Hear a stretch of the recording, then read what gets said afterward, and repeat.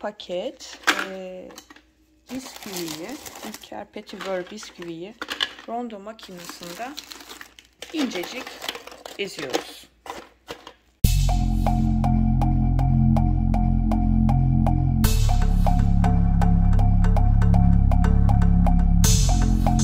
Bisküvileri bir kaba aldım ve bu şekilde incecik görünüyorlar. Herhangi bir bisküviyi kullanabilirsiniz. İlla yani bu çeşit olmak zorunda değil. İstediğiniz çeşit bisküviyi kullanabilirsiniz.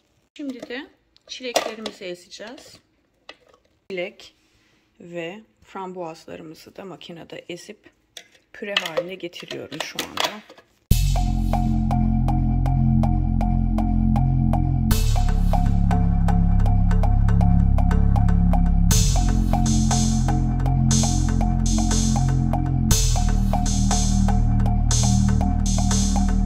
Puding için ben instant yani bir tanesi reduced calorie, bir tanesi normal olarak vanilyalı instant puding yani pişirmesi gerekmeyen, pişirmeyi gerektirmeyen puding kullanıyorum. 2 paket pudingimi kabıma alıyorum.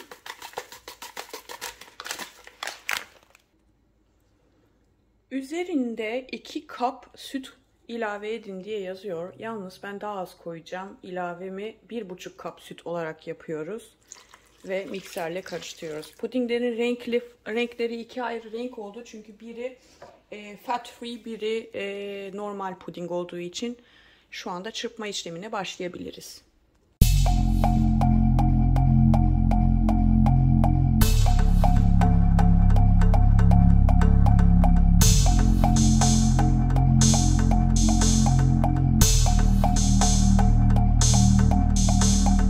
Çırpma işlemi bitti.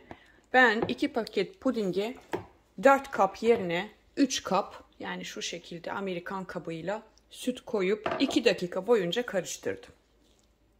Şimdi sıra geldi bir kutu Cool Whip ilave etmeye. Kutum toplam 8 ounce yani 226 gram ve bunu pudingimin içerisine ilave ediyorum. Türkiye'dekiler bunu bulamazsa krem şanti de kullanabilirsiniz. Aynı şey.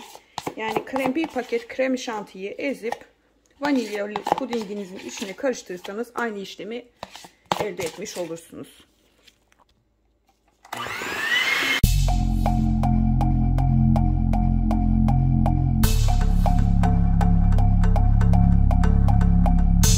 Pudingimin kıvamı çok güzel bir kıvam aldı. Ve ben şimdi bunu 2'ye böleceğim. Yarısına çilek ilave edeceğim çünkü. Yarısını başka bir kaba alıyorum. Vanilyalı puding olarak kalsın.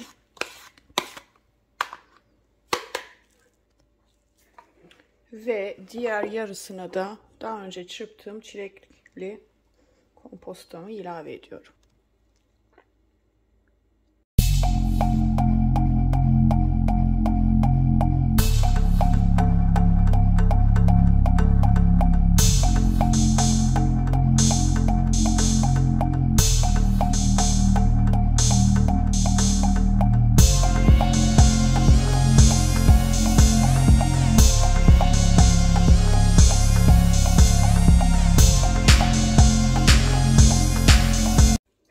İlk önce bir vanilyalı pudingimizi yapalım.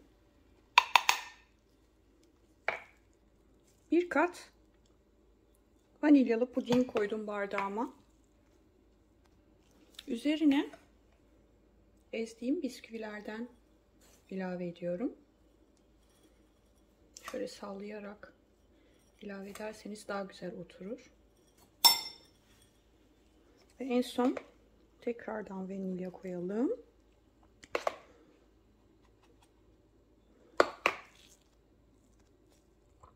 Tabii üzerini biraz düzeltmemiz gerekiyor. Ve tekrardan puding, üzerine bisküvi. Şu şekilde yeterli oldu. Ve görünüşü de bu şekilde oldu bakın. Kaşığımla da en üst tabakasını bastırıyorum. Bir tane de raspberry ortasına. Aynı işlemi çilekli ve frambuazlı pudingimle yapıyorum.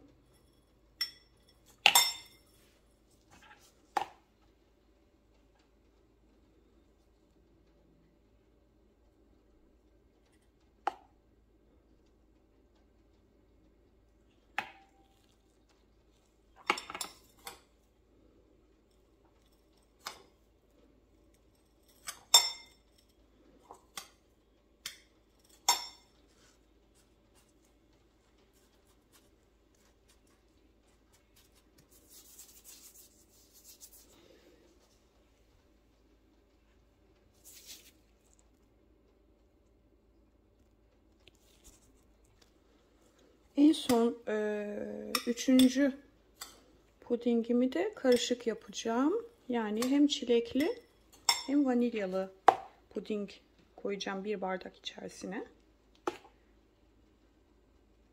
Onu da göstereyim, sonra devamını anladınız zaten.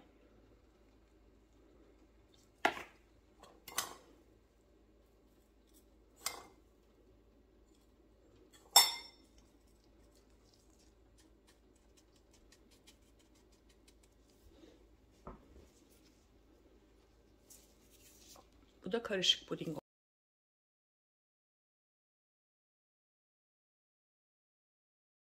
Pudinglerimiz hazır. 2 değişik bardak çeşidini pudinglerimi hazırladım.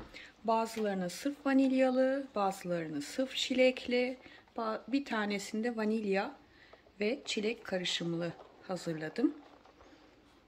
Tadı mükemmel oluyor. Mutlaka deneyin. Çünkü buzdolabında en az 2 saat beklettikten sonra servise sunabilirsiniz. Çünkü tadı gerçekten mükemmel oluyor. Denemenizi tavsiye ediyorum. Afiyet olsun.